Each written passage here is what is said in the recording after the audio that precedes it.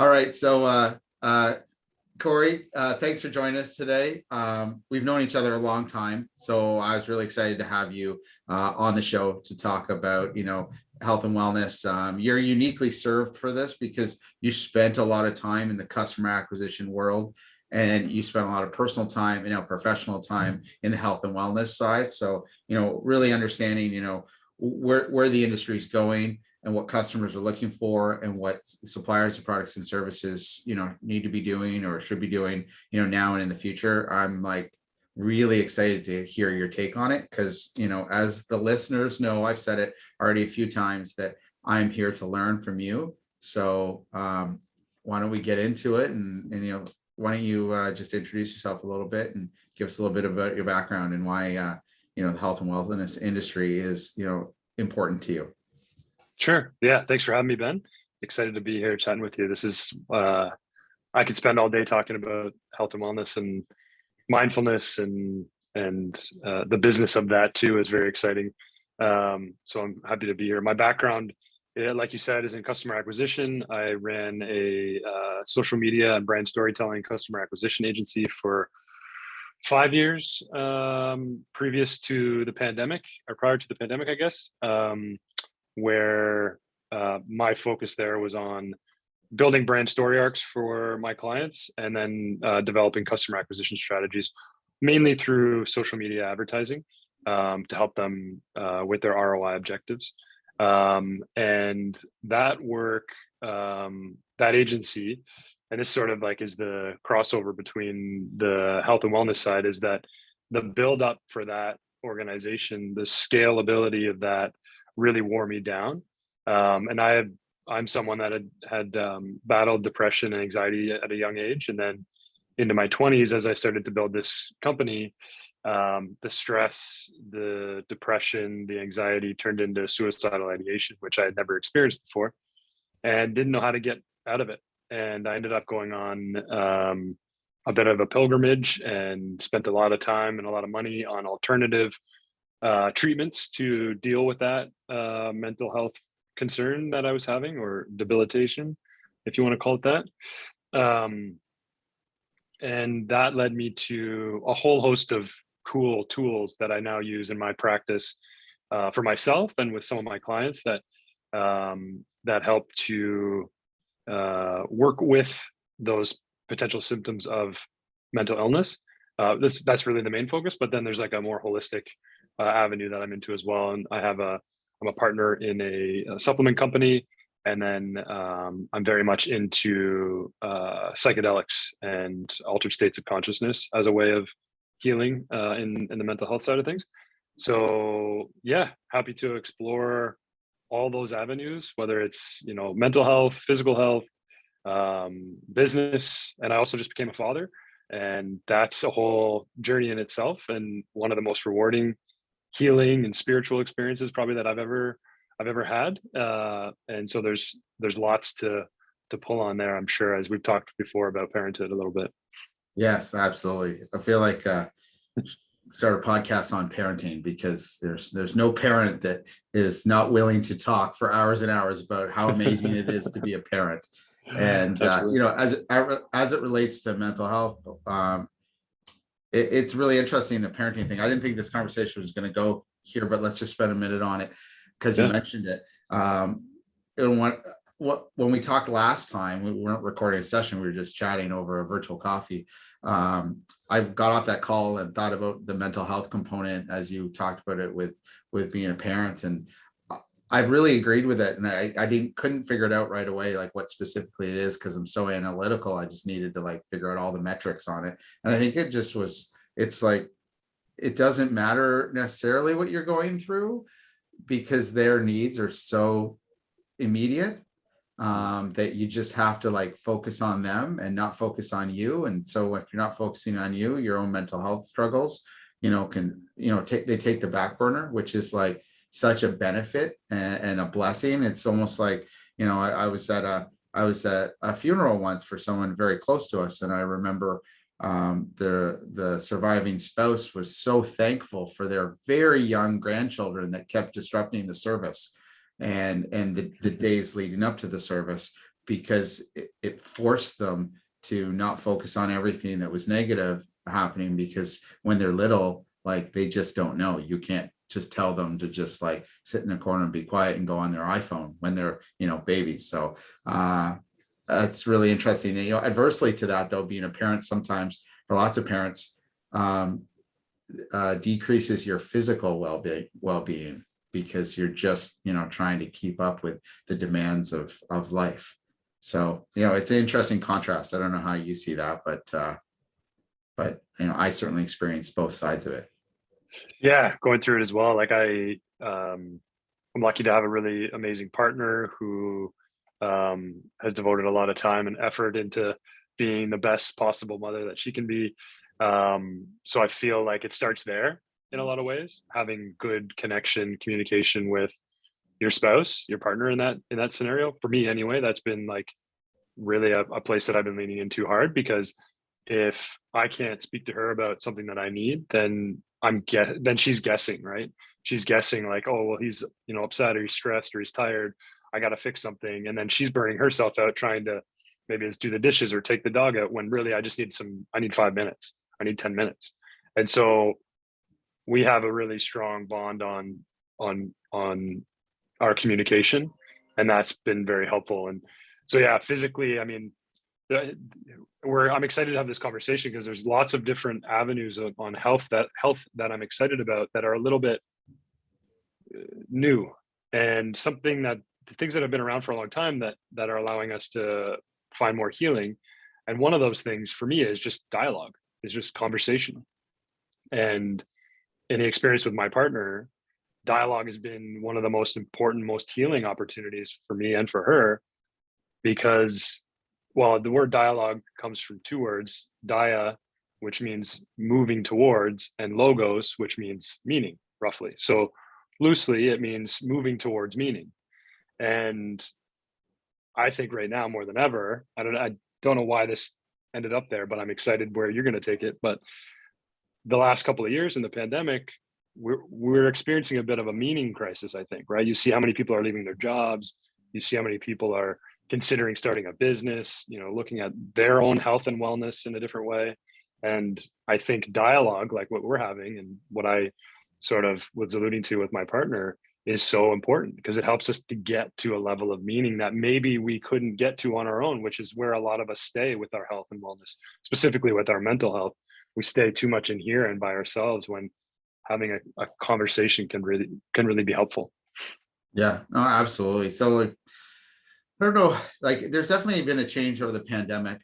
What do you think people are looking for? Like, so there's lots of health and wellness brands out there, whether they're gyms or clothing or food and beverage, services, wearables, gadgets, tech, like it just goes on and on and on. Like it's multi-billion-dollar industry.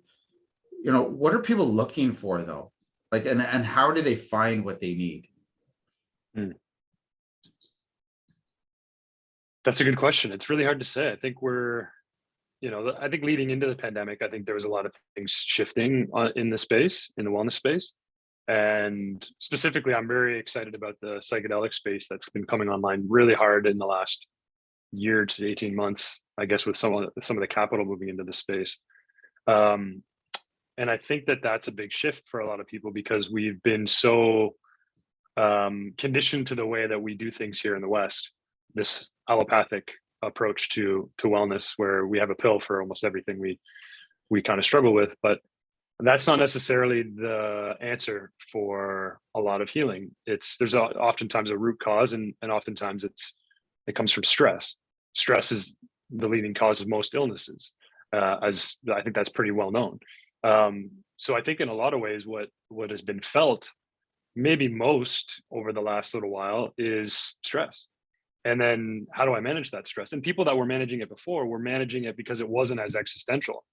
Then when you bring in the uncertainty of illness and family and safety and security and maybe money and job and all those things, you're just compounding the stress. And if someone tells you they went through the pandemic without any stress, they're lying to you. But I would say that a lot of people experience stress more. Maybe some people took that and channeled it in a nice more effective way, but I would imagine that it was heightened for a lot of people. And in that instance, then I think people are looking for new ways to manage that. And again, it's not specifically about like physical exercise or mindfulness, it's stress management. And I think we all have a bit of a stress profile when we look at our sex hormones and the drivers for those things. And I think a lot of what can help a lot of folks is to look into stress management techniques that work for you. And really, in a lot of ways, it's about regulation. To me, our health is basically just our nervous system management. So when our nervous system fires in a scenario, we're either going, in a lot of ways, in a lot of instances, we're either in this autonomic state of fight, flight, or freeze, which is your sympathetic nervous system, or we're in that rest and digest. And there's got to be a bit of a healthy balance for both. Like working out intensely, like you and I've done CrossFit, that is more of a sympathetic type workout, and there's benefit to that type of stress, right? But then you have to balance it with something that brings you into that rest and digest, and that calms you down, and that keeps you in sort of a balanced state to be able to kind of function properly. And that's what it all comes back down to for me, is managing the nervous system to then create function. It's not how many weights can I put on the bar and lift, or how long I can sit in meditation. It's how good am I at controlling and managing my nervous system in the normal day to day. Whether it's Rose crying and I can't put her to sleep, my nervous system fires because I got to get to a call, or I'd love for her to sleep because she hasn't slept all night, or whatever, right? So I've got to be able to train and work with the nervous system to calm that down so that I can be there for her in the way that she needs to be so that she can fall asleep. That's one example of many, whether it's a call with a boss or an interaction with a friend that's unpleasant. Like, it's all our nervous system firing and reacting to those outward things. So how can we kind of go in the moment and help to regulate ourselves so that the stress that we do feel, whether it's the uncertainty of what's been brought up by the pandemic or something else, we don't let that stress compound and create the excess of cortisol, which then leads to the upstream, disease effect, right? So I don't even know what the question was, but that's what I've been thinking about. No, and I think your comments are fair. And, part of the reason why I want to explore all these topics with all these great entrepreneurs that I've gotten to talk to, and the ones in the future, is like, how do the masses, or how does the average person become consciously aware of like this balance that you talk about? Because I think, to your point earlier, the Western medical system is give a pill for everything. That we know now that in many cases that doesn't manage the root cause. In some cases it doesn't even help. And I am a fan of modern medicine, and I'm a fan of holistic medicine, and there's a place for everything. Me too, by the way. Me too. Yeah. Anything I say, I'm on that side of the fence as well. Yeah, like if I break my leg, I need modern medicine to put it back together, and lots of other options. But I guess I'm seeing so many health and wellness focused companies come into a very crowded marketplace, and I see them having a hard time finding their customer. They can define them, but they're having a hard time finding them, or allowing their customer to find them and understand why they're different, because there's a lot of players in this industry that don't have pure intentions, that hide certain ingredients, or don't tell you certain negative outcomes, because they're purely in it to make money. And then there's the companies that they want to build a good business. They obviously want it to be profitable, but they really have something that improves the human condition. So how do you think these companies are going to have to operate to get found and to get known? Yeah, I always come back to the same thing. Doesn't matter what industry, it's about transformation. So how are you communicating your ability to help your customer transform themselves? You're not this is my belief, I'll stand on this pedestal. No product, no person, no thing that you purchase that is outside of you can help you heal unless you decide to do something about it. If that's your thing, right? Whether it's lifting weights to lose weight, whether it's a mental health thing, you have to decide to step in and do it. Now, from a branding perspective, I believe that the best way to cut through the clutter and the best way to reach the target audience is to stop talking about how great you think you are and stop saying all of the things that make you think you're awesome and you're better than everybody else on the competition side, and start speaking directly to the transformation that your clients will receive through using you as a brand or a product or a company or a service. And if you do that, then people are going to jump in because they know that you understand them. So going deep into the root problems, and the root problems are way more than just a symptom of something, right? There's usually a philosophical problem. There's oftentimes a villain outside that you can kind of you can vilify as the main issue that they're dealing with, whether it's government or a healthcare system that's broken, or it could be even like if it's talking about products like physical gear products, it could be just bad materials or sweatshop labor, that kind of stuff, right? So if you look at the problems, you can really define the guidance that you can provide. And that's what I say, it's guidance. All these companies, they're not healers, they're not even like a therapist or a doctor, because at any point in your journey, I know your journey a little bit, and at any point in my journey, no one came to me and was like, this is what you do, here are the 5 steps, go ahead. I had to go, I need help, like I need to do something about this. It's my turn to step in and learn about it. So anyone that's out there, if they're listening to this and saying like, yeah, I'm kind of at my wit's end, or I'm not sure where to go or whatever, from a business perspective, I think it's focused on transformation. And then from those that are listening about how they're overcoming something right now, is to not stop knocking on the doors of what's possible for treatment. Okay. So yeah, you bring up a really good point about it has to start with, a desire and a decision. And then probably backed up by, I've said this a few times to people that I know and love, that, these changes start with curiosity, but they get accomplished through discipline. And it's not an exercise of eating better, or an exercise of working out or going for walks or getting nutritional balance. It's an exercise of discipline. And if you think about it as an exercise of discipline and that's all you focus on, then those other things will start happening. Totally agree. I feel like, do you feel like the market is growing of those people, or shrinking, or because it doesn't seem to be a big market of the uber curious? Well, I think the market, do you mean the market of customers or the market of businesses? Customers. Yeah, I think I don't know if we're quite to that curiosity point yet, but I think there's like an existential opening that has happened. Like, oh man, I've been weighing down by all this external stress, but I actually had this before, and now they're kind of coming online to this idea that they've got something that they want to overcome. And I think we're maybe getting into that curiosity phase, but I think it, like you said, I think it's small, I think it's growing. But I think that, like, that's the way I like to speak about it too, is like this Venn diagram of the way to consider a practice of health and wellness. I consider, health and wellness is more of a lifestyle, it's a practice, versus it being like, I got to go to the gym because it's like something I have to do. You know what I mean? It's a discipline and a practice, like you spoke about. And for me, what that practice looks like is on one side of the Venn diagram, you have concentration, concentrative exercise, concentrative disciplines. And then on the other side, you have meditative exercise, and not just meditation, but, breath work and mindfulness, silence, community, different things like that are more letting go, having things come and go, where concentration is more like yoga, working out, where you're focused on movement, you're focused on things, and you're really detailed. And that then creates a level of kind of letting go of something too.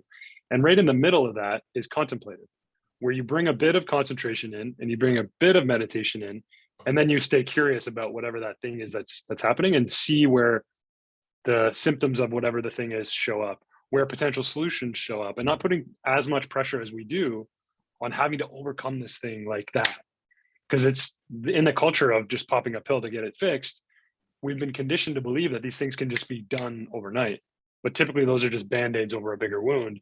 And so the contemplative practice is very much less pressure. And I think that's what everyone needs right now, is just a little less pressure. Don't put so much pressure on yourself. And that's not to be lazy and just go, fuck it, Cory said, don't put any pressure on me, and I'm going to go eat a bag of chips and, whatever. It's to know, just be curious. Like, I like the word curious. I say contemplative, but curious is very similar, right? Just see where it's showing up. Oh, I've heard about this thing. Let me try it out. Explore, experiment. That's how I like to think about it. Okay. So how do we think about, as a culture, we get more curious, and I definitely think that this last pandemic has made people become more aware, and it's kind of a friend of mine, I'm going to botch the saying, so sorry, Kathy. She says, once you become aware, you can no longer be ignorant. So I think more people have become aware. So, but now we're looking for these magic pills, right? So what would you just say to somebody that says, okay, I become aware, I tried a few things, they didn't work, and I don't know what to do? Because I think there's a lot of that going on. And I think a lot of the companies in the space are having a hard time with, maybe they're selling a lot of customers, but they're not, having customers fully adopt, their product or service, and really expand that lifetime value for as far as revenue goes. But as they expand their lifetime value or grow their lifetime value for their company, for each customer, they could also attribute that to, like, extending health for that customer, or happiness, or mindfulness, or whatever it is.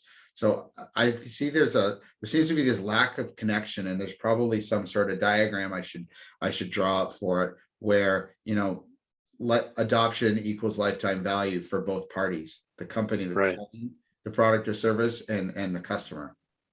Yeah. Okay, there's a lot to pull on there. The first thing that you brought up was, okay, I tried all these things, it didn't work. What now? Keep going. Don't stop. Don't be deterred.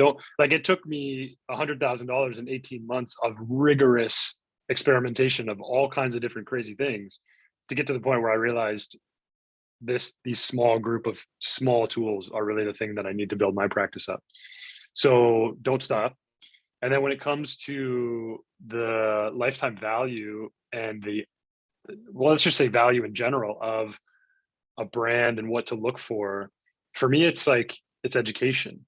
I think, it's enough. It's not enough anymore to say, I've got a vitamin D supplement for you. You probably need some vitamin D. Get it now on Amazon.com. That's not enough, because they're going to take the vitamin D, but what if it doesn't give them what they wanted? Or what if they don't feel the sensory benefits of vitamin D, and when they take it? Then you have to show them what the benefits are at a cellular level. You have to explain to them why taking calcium with vitamin D is so important. And you have to explain that it's used in many different avenues for healing, but you may also need something over here, and you may need something over here. So having a monopoly over people's healing, as if your option is the only option, is a mistake. And so having partners that you can, pass off to for other ways that people can learn and grow. And then a community is the biggest thing. So this community is also, there's on both sides, when you're talking about customer and business, we have to start building community. We've lost community in a big way over the last couple of years. So I think community from a business perspective has to be affinity online and proximity offline. So building like-minded interest groups online, and then geographically located offline, so that they can get together, or you can facilitate something where they can get together offline, so that you're not just leveraging technology to get that community, because it loses a level of connection. And that after not seeing your parents or your family or someone for so long with the pandemic, it's a totally different experience than getting on Zoom with them and celebrating a birthday, right? So Absolutely. We have to have that combination of affinity online and proximity offline, so you can get that level of community there. So that's on the business perspective, that's where I'm thinking. And then when it comes to the consumer and their pursuit of wellness, I think they need to find community there as well. I think it's a beneficial avenue to go towards, because you can't change someone else's mind without showing them how you've changed yours.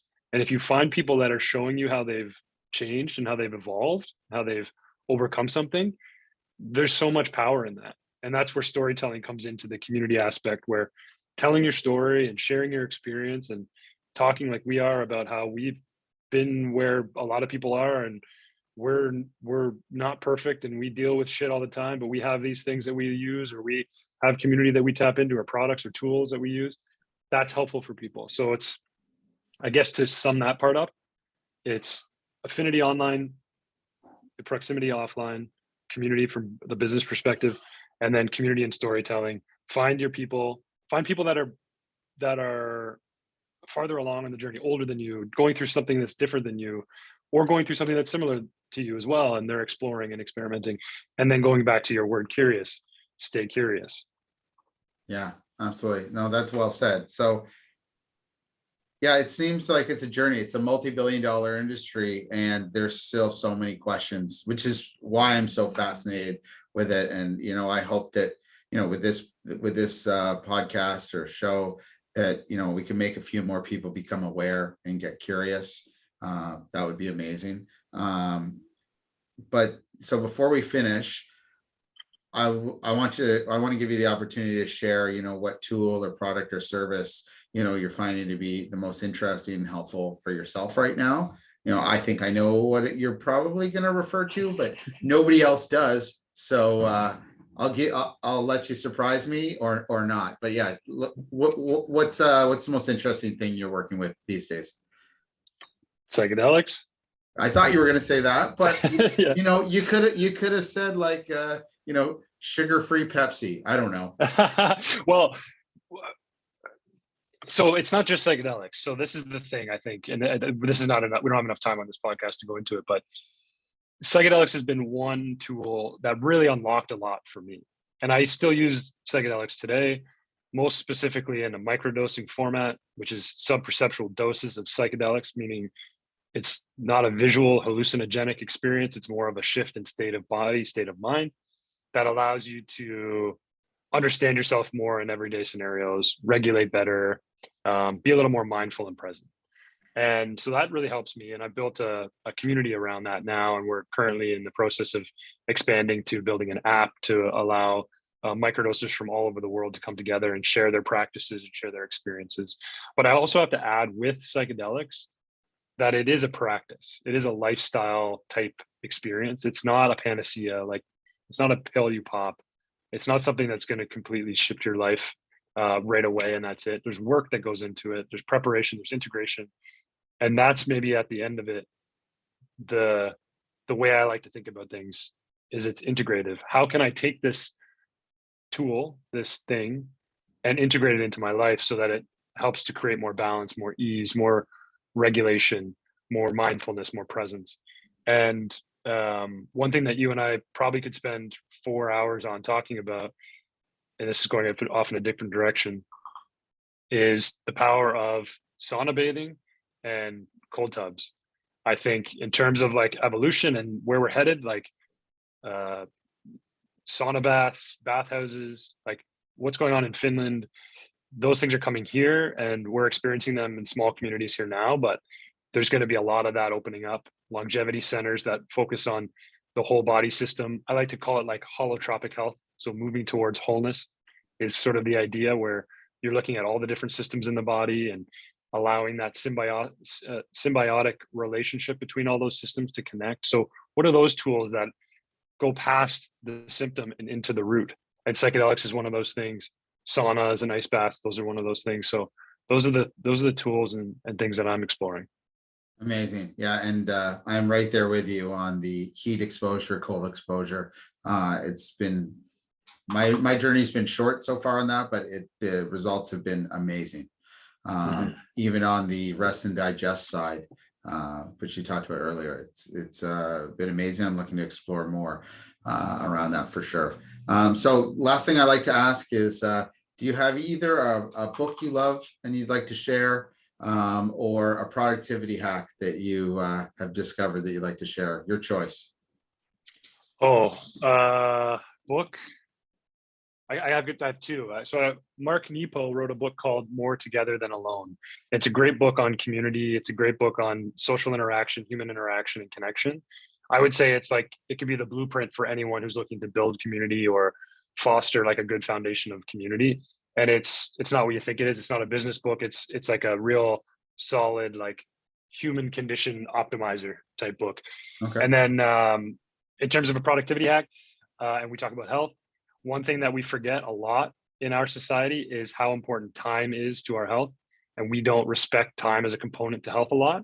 And so having good time practices where setting your calendar, sticking to it, don't let people into your calendar, be very strict with your boundaries, taking time and blocking time for yourself and those types of things, looking at time as a component to your health and wellness would be one thing. And there's some hacks that we could get into, I'm sure, down the line, but even just the idea of thinking time as a strict component, just like supplementation, nutrition, and exercise, to me is very, very valuable for managing that stress, which again, how we started, is the largest component to most disease. So No, that's super helpful. Actually, it sounds simple, but it's very insightful.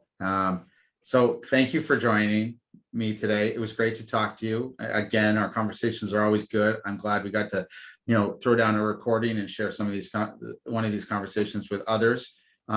You're very passionate about the space of health and wellness. I know you're brilliant on the side of customer acquisition and business. And it's really nice to talk to somebody that has like a love and passion for both sides and has experienced it as well. So, thanks so much for joining. thank you, Ben. It was fun. Look forward to doing this again.